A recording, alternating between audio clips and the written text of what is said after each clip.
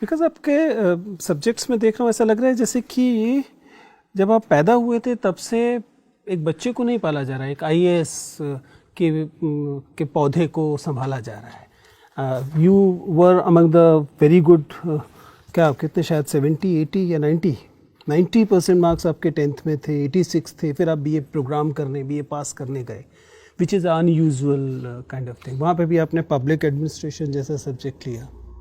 Don't you miss your childhood? Sir मुझे अपने जीवन में सर काफ़ी चीज़ें सीखने को मिली है। वो तो सब सही है, अच्छी अच्छी बातें मत बताओ। इस कारण आपको जो कीमत अदा करनी पड़ी है, आपने अपना बचपन खो नहीं दिया। सर मुझे ऐसा नहीं लगता है सर। बचपन के दौरान सर मेरे ऐसे मित्र भी बचपन में भी तो मुझे लगता है आपको खिलौने भी आईएएस वाले दिए जाते होंगे। नहीं सर, मित्रता और गांव में जब जैसे कि सर मैंने जो भी एक्टिविटीज़ की हैं तो सर उसमें मैंने अपने बचपन को जिया है। और मुझे लगता है कि सर मैं अब तक अपने बचपन को जी रहा हूँ, क्योंकि मैं सेवा में आने के बाद भी अब भी उस पहली सिगरेट कब की थी वो बताइए। सर मेरा मानना है कि सर सिगरेट वयस्कता का मानक नहीं होता है। तो सर प्रश्न पूछा, उसका उत्तर सर मैंने नहीं पिया सर। कोई बात नहीं, चलिए let's go to the public administration. आपका विषय रहा है। मुझे बताइए कि एफडब्ल्यू रेक्स का जो मॉडल है वो एग्जैक्टली है क्या, वो इंडिया पर क्यों, किस तरह से लागू होता है? Pardon sir? प्रिज्मेटिक साला मॉडल आपने पढ़ा? पब्लिक एडमिनिस्ट्रेशन आपका विषय था ना ग्रेजुएशन में?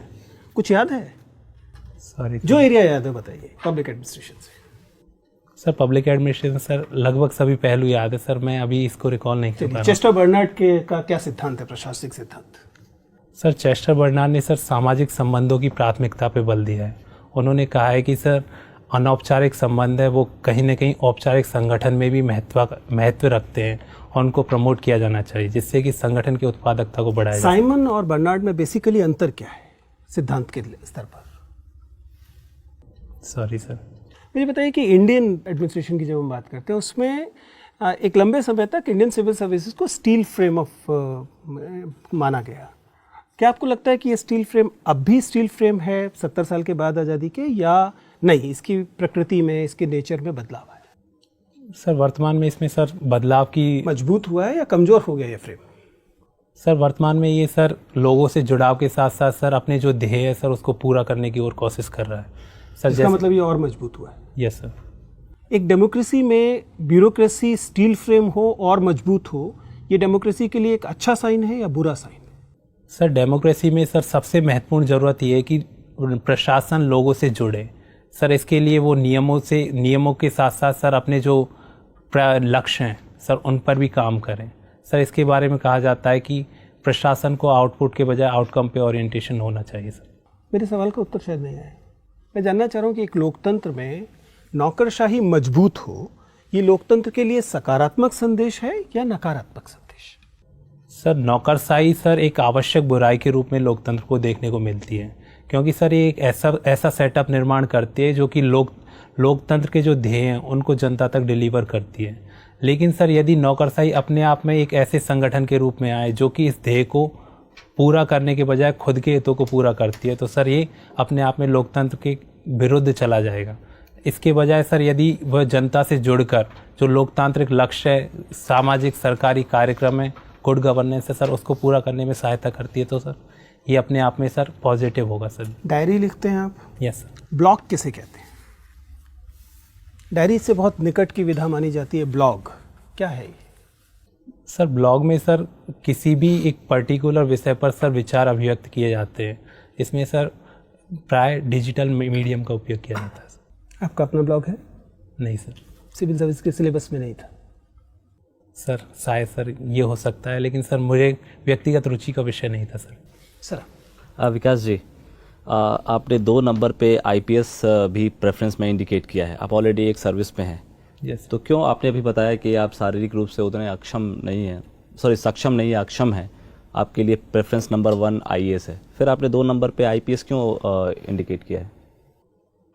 सर पिछले बार सर जब मुझे आईपीएस की सेवा सर चयनित हुई थी, तो सर उस समय मेरा पर्सनल परसेप्शन ये था कि मैं नॉन स्टेट कैडर में काम करने के लिए मेरे मन में संशय था सर। लेकिन सर वर्तमान में जैसे कि सर मैंने एकेडमी में ज्वाइन किया, अपने सीनियर से मिला, तो सर मुझे अपने व्यक्तिगत जो सुधार का अवसर था सर उस समय मिला। और सर वर्तमान में मैं आईपीएस में दोबारा जाना पसंद नहीं करूँगा। अपने कैडर इम्प्रूवमेंट के लिए दोबारा आईपीएस में चयन करना पसंद नहीं करूँगा सर, ये उस समय की सोच का है सर। तो होम कैडर में जाने का तो इसमें आइडिया नहीं कन्वे कर रहे हैं ना आप? सर वर्तमान में सर मुझे ऐसा नहीं लगता कि मैं होम कैडर में अपनी सीनियरिटी को लॉस करके होम कैडर में जाना पसंद करूँगा। ठीक है, आप मुझे बताइए कि प्रोसीजर एस्टैब्लिश्ड बाय लॉ और ड्यू प्रोसेस ऑफ लॉ, दोनों में क्या अंतर है? Sorry sir. आप रिजर्वेशन का बेनिफिट ले रहे हैं। Yes sir. आप रिजर्वेशन मिला आपको, और आपने इंडिकेट भी किया हुआ है यहाँ पे, आपको आईपीएस मिला, रिजर्वेशन पे ही मिला आपको। Yes sir. अब आप फिर चाह रहे हैं कि रिजर्वेशन का पुनः आपको लाभ मिले और आईएएस मिल जाए। आपको नहीं लगता कि ये इनजस्टिस है? वर्तमान कॉन्टेक्स्ट में ये इनजस्टिस है। सर वर्तमान व्यवस्था सर आरक्षण की व्यवस्था सकारात्मक विभेद पे आधारित है सर। उसमें वर्तमान में मुझे लगता है कि अब सुधार की आवश्यकता है, और सर यदि यह सुधार होता है तो मैं भी सर उसके प्रति आशावादी हूँ, और सर यदि ऐसा होता है तो सर मैं भी उसके पक्ष तो में सुधार की पहल सरकार ही क्यों करे? आप तो अब ऐसी स्थिति में हैं, आप ऑलरेडी एक प्रतिष्ठित सेवा में हैं और आप सुधार भी करना चाहते हैं, तो सुधार का जो पहला स्टेप हो, स्टेपिंग स्टोन आपसे ही क्यों ना शुरू हो? आपने क्यों नहीं एफिडेविट फाइल कर दिया कि मैं जनरल कैंडिडेट के रूप में मुझे ट्रीट किया जाए और मैं रिजर्वेशन का बेनिफिट नहीं लेना चाहता हूँ? आप एक अंडरटेकिंग यूपीएससी को दे देते, क्यों लेना चाहते हैं? सर किसी भी एक सेवा में चयन के बाद में सर परिस्थितियों में इतना तीव्रता से बदलाव नहीं होता है कि एक सेवा में आने के बाद में हमें पूरी ऐसी सुविधाएं मिल जाए कि हम जो प्राचीन इतिहास में सर जो भी पिछड़ापन है सर उसको झेल रहे हैं, उसका सर उसके संबंध में प्रॉब्लम्स हैं वो अपने आप में निदान हो जाए। आप तो एक सेवा में आ गए, आपका जितना भी इनजस्टिस था, यस सर, जो इनजस्टिस सो कॉल्ड इनजस्टिस था या फिर डिसएबिलिटी ज्योग्राफिकल लोकेशन के कारण, वो सब तो दूर हो गया। आप ऑलरेडी ग्रुप ए सर्विस में आ गए, ऑल इंडिया सर्विस में आप आ गए। यस अब फिर उसी बेनिफिट को आप कंटिन्यू करना चाह रहे हैं। इसका मतलब कि आप चाहते हैं कि कम वॉट में मुझे चाहिए, बाय हुक और बाय क्रुक, जो भी टूल्स एंड ट्रिक्स हैं मैं इस्तेमाल करूंगा। सर वर्तमान व्यवस्था के सर अनुसार सर मेरा ये कदम ठीक है सर, क्योंकि संविधान ने मुझे अधिकार भी दिया है सर इस संबंध में, और यदि सर मैं खुद के इनिशिएटिव से सर ऐसा बदलाव आता है तो सर मैं करना पसंद करूंगा सर, लेकिन इस विषय में मैंने अभी तक सोचा नहीं था सर। विकास, मान लो बिहार की कितनी जानकारी आपको है मुझे नहीं पता है, एक नॉर्थ बिहार में एक डिस्ट्रिक्ट है जिसे मधुबनी बोलते हैं। Yes sir. आपको बॉर्डरिंग नेपाल, वहाँ मैथिल ब्राह्मण्स एक कम्युनिटी है जो डोमिनेंट है वहाँ पे काफ़ी। मान लो आप वहाँ एसपी बन के गए और माशाल्लाह अभी आप अनमैरिड हो, वहाँ किसी ब्राह्मण लड़की से प्यार हो गया आपको, और वो लड़की चाह रही है आपसे शादी करे, आपकी इच्छा है कि उस लड़की से आप शादी करें। एक सामाजिक तनाव हो गया वहाँ पे, एक ब्राह्मण की लड़की, एक मीना का लड़का, ये शादी तो हम नहीं होने देंगे। तनाव काफ़ी बढ़ गया है। इसकी बात आपके मुख्यालय तक पहुँचती है, आपके आईजी से लेके डीजीपी तक कहते हैं कि भाई उस लड़के को बोलो वो संभाल ले सिचुएशन। वहाँ का एसपी है, कैसे संभालना है मुझे नहीं पता है, बट सिचुएशन अगर वो नहीं संभाल पाएगा जिम्मेवारी उसकी होगी। अब इस सिचुएशन में आप पड़े हुए हैं, आप कैसे निकालिएगा इस सिचुएशन से अपने को? सर मुझे लगता है कि मैं अपने जो भी अपने संबंधी दूसरे पक्ष हैं सर, उनसे अपनी वार्ता को इस हिसाब से सर ऑर्गेनाइज करूंगा कि वो अपने जो जातिगत आस्पेक्ट है सर उसके बजाय एक व्यक्ति को प्राथमिकता दे। सर मैं उनके साथ आपसी बातचीत को कंटिन्यू करके सर इसको निपटाने की कोशिश करूंगा सर। अगर ना कर पाए तो? सर मेरी पूरी कोशिश होगी, और साथ ही सर मैं जो भी अन्य पक्ष हैं, जो भी मीडिएटर हो सकते हैं सर, उनके माध्यम से समझाने की कोशिश करूंगा। हालांकि सर इसमें मुझे नहीं लगता कि फोर्स का यूज़ करना ठीक है या फिर मैं अपनी शक्ति का दुरुपयोग करूंगा, क्योंकि सर ये एक ऐसी स्थिति को जनरेट करता है जो कि मेरे पावर का मिसयूज़ दिखाती है, और जो जनता का जो प्रशासन में विश्वास है उस पर नेगेटिव इम्पैक्ट दिखाता है। बहुत बहुत धन्यवाद। मेरे को ना जा सकता अरे मेरा सवाल यह है, चूंकि आपने कहा आप सफल हुई इसलिए आप पर संदेह किया गया, इस बात को अपनी डायरी में कैसे लिखेंगे? सर इसमें मैं यही लिखूंगी कि हालांकि मुझ पे संदेह किया गया है, लेकिन मैंने अपने आप को इससे यहाँ तक प्रूफ किया है, तो मैं आगे भी अपने आप को प्रूफ करने की पूरी कोशिश करूंगी। और इसके अलावा मैं इस चीज़ को निगेटिव नहीं लूँगी कि हालांकि संदेह किया गया है, लेकिन अगर मेरा काम देखा जाए तो मैं काम के आधार पर कहीं पर भी मैं कम नहीं। कांता, आपने बताया कि आपने जब सांप्रदायिक विद्वेष किसी क्षेत्र में बढ़ रहा था तो प्रशासन की तरफ से उस विद्वेष पर काबू पाने की कोशिश की।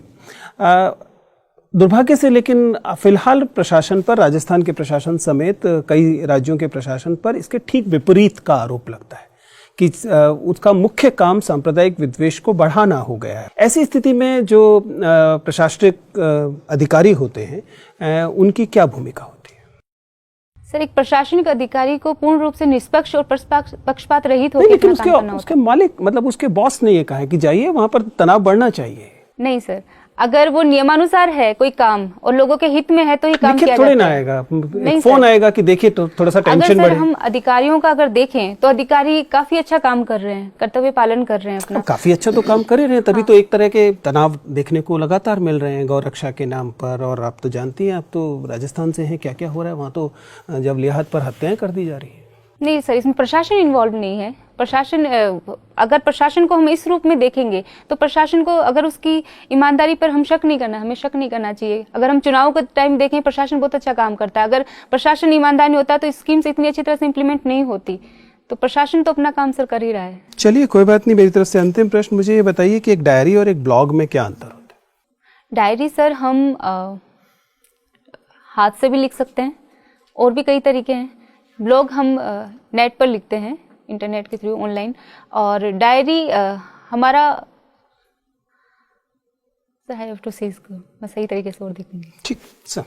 कांता जी, आप बहुत ईमानदार तरीके से सारे प्रश्नों का जवाब दे रही हैं। ईमानदारी आप में जबरदस्त है। आप मुझे ईमानदारी से अब ये बताइए कि क्या किसी पॉलिटिकल लीडर ने कभी आपको कोई भी ऐसा कार्य करने के लिए दबाव बनाया जो आपकी नज़र में लीगली परमिशेबल नहीं था? सर, पॉलिटिकल प्रेशर इस सर्विस का पार्ट एंड पार्सल है। मैं मना नहीं करूंगी कि मुझ पर कभी पॉलिटिकल प्रेशर नहीं आया। कई ऐसे मौके आए हैं जब मुझ पर पॉलिटिकल प्रेशर आया है, लेकिन मैंने उस दबाव का सामना किया है।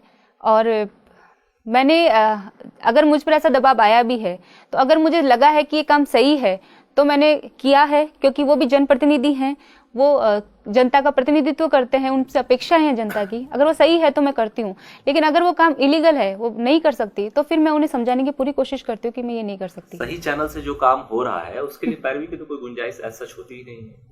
वो तो नॉर्मल प्रोसेस में ही वो हो जाएगा। किसी की तरफ से कोई भी अगर दबाव आ रहा है, जैसा कि आप कह रहे हैं, एडमिट कर रही हैं आपकी पॉलिटिकल प्रेशर होता है, तो वो उस मतलब ट्वीक करने के रूल को थोड़ा सा पार्शियली ट्वीक करके जो मतलब कि छुपने की गुंजाइश होती है, मैं उस संदर्भ में बात कर रहा था। सर, रूल्स इतने रिजिड नहीं होने चाहिए। मतलब कि अगर जैसे मान लिया किसी पेंशन की बात है या कोई ऐसी बात है जिसमें हम खुद अगर फॉर्म भरवा के या कुछ करके अगर हम किसी को लाभ दे सकते हैं तो वो तो हम कर देते हैं। लेकिन अगर कोई ऐसा है कि जिससे बिल्कुल अलग काम हो रहा है या किसी गलत कोई फायदा उठ रहा है तो फिर वो काम सर मैं नहीं करती। मतलब साधन महत्वपूर्ण है, साधन चाहे हाँ, कैसा भी। नहीं, साधन सर महत्वपूर्ण है, लेकिन साधन केवल ये नहीं होना चाहिए कि सर हम रूल्स के बैठे ही रहें, उनको पकड़ के बैठे रहें। कई बार ऐसा होता है कि सर कई गरीब आदमी आते हैं, कई और भी तरह के काम होते हैं, तो उनकी अगर थोड़ी सी हेल्प कर दी जाए, जैसे उनका फॉर्म खुद भरवा दिया जाए, या जैसे पेंशन का है ऑनलाइन उनको करवा दिया जाए, या उनको कोई डॉक्यूमेंट उनको बता दिया जाए ये हैं, या उनको कह दिया जाए बाद में ये लेकर आ जाइए, तो ये उनकी हेल्प है। इतना तो मानवीय दृष्टिकोण सर होना ही चाहिए। ठीक है। अच्छा, ये बताइए, आरक्षण देकर हमने रिप्रेजेंटेशन बढ़ा दिया, लेकिन जो अपेक्षित सशक्तिकरण है वो नहीं हो पाया। वो हर चीज, जैसे ग्राम पंचायत का आप हवाला दे रही थी उसमें भी, तो क्या जरूरत ये थी कि पहले महिलाओं को सशक्त बनाया जाए आर्थिक रूप से और शैक्षणिक रूप से, और तब उनको आरक्षण देके वहां पे लाया जाए? मतलब आपको लगता है, मेरा प्रश्न ये है कि ये पूरा जो कंसेप्ट है वो काउंटर प्रोडक्टिव हो गया है? नहीं सर, काउंटर प्रोडक्टिव हम इनसे नहीं कह सकते, क्योंकि ये सारी चीजें हैं वो साथ साथ चलने वाली हैं, पैरेलल हैं। आप सशक्त करोगे उनको राजनीतिक रूप से, अगर उन्हें सशक्त करोगे तो उनमें कॉन्फिडेंस आएगा। क्योंकि आज कई महिलाएं हैं जो अपने मतलब वो विधायिका में फिर जाएंगी आगे, उसके बाद में वो संसद में जाएंगी, तो उनका कॉन्फिडेंस बूस्ट होना चाहिए। तो ये नहीं कह सकते कि हम पहले उनको पूरी तरह से शिक्षित कर दें, ये कर दें, तो इसमें तो सर काफी टाइम भी लगेगा, और ऐसा ये साथ साथ होने वाली प्रोसेस है। अच्छा, महिलाओं के अधिकार को संरक्षित करने के लिए एक शीर्ष संस्था है नेशनल कमीशन फॉर वुमेन।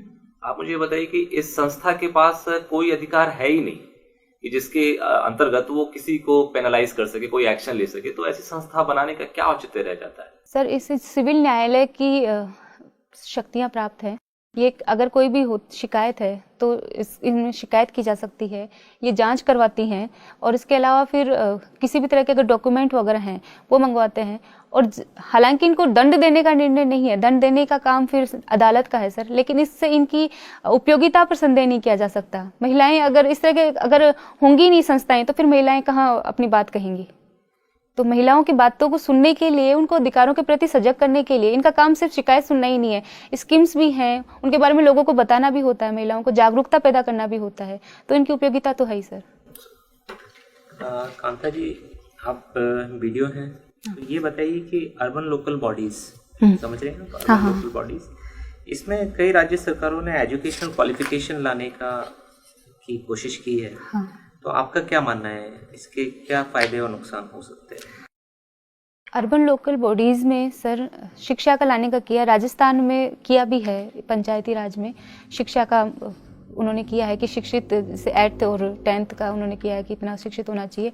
मैं सर इसको पॉजिटिव रूप में लेती हूँ, क्योंकि अगर शिक्षित लोग आएंगे तो वो नियमों को अच्छी तरह से समझेंगे, एक युवा पीढ़ी आएगी। और सर इसका सबसे बड़ा फायदा तो मैंने ये देखा है कि कई प्रौढ़ व्यक्ति जो शायद शिक्षित नहीं होते या कोई नहीं लेते, उन्होंने भी पढ़ाई करी है और उसके बाद में उन्होंने डिग्री ली है। तो इसका कोई नुकसान नहीं है? आप नहीं देख रहे कि ये कुछ एक विशेष समूह को वंचित करेगा ऐसे पदों पे आने से?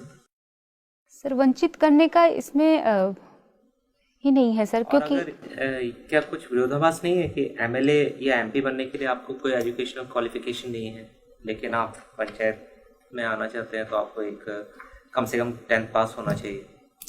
सर हमने इसे ब्लॉक लेवल, इसको पंचायत लेवल पर हमने इसको इम्प्लीमेंट किया है ताकि इसके हम देख सकें कि इसके क्या फ़ायदे और क्या नुकसान हैं। और दूसरी बात सर, एक जनप्रतिनिधि अगर ग्रास रूट से ही पढ़ लिख कर आएगा, यहाँ से ही अगर सही होगा उनका बोलने का और उनका प्रेजेंट करने का, तो आगे फिर उसका सर फायदा आगे बढ़ेगा। तो ये सही है सर। आप फेवर में है कि हाँ, एजुकेशनल क्राइटेरिया होना चाहिए। तो क्या ये आगे चल के एमएलए और एमपी के चुनाव में भी नहीं करना चाहिए एजुकेशनल क्राइटेरिया, या वहाँ ऐसे ही चलना चाहिए? सर करना चाहिए और इसमें सरकार को इसमें सोचना चाहिए, सरकार। ठीक है। अच्छा ये बताइए, सोशल जस्टिस और जेंडर जस्टिस से क्या समझते हैं आप?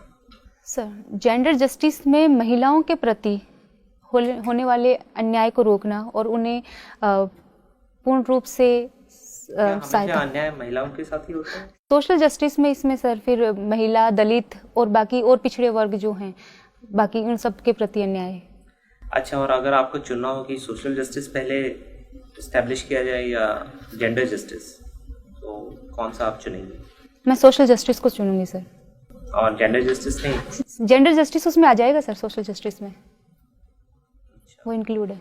अच्छा एक और चीज़ ये बताइए कि क्या हम ये मान सकते हैं कि corruption is a necessary evil, जहाँ तक गवर्नमेंट का सवाल है, गवर्नमेंट की फंक्शनिंग है? सर करप्शन के लिए हम पूर्ण रूप से मना नहीं कर सकते कि करप्शन नहीं है, मैं ये नहीं कह सकती। कई ईमानदार भी हैं, कई बेईमान भी हैं, लेकिन करप्शन हर जगह पर है। हम ये नहीं कह सकते किसी एक डिपार्टमेंट विशेष में है, लेकिन करप्शन को नेसेसिटी नहीं मान सकते। करप्शन अल्टीमेटली करप्शन को हमें दूर करना ही चाहिए सर, इसे हम आवश्यक कैसे मान सकते हैं? ठीक है, थैंक यू। ठीक है सर। कांता आपने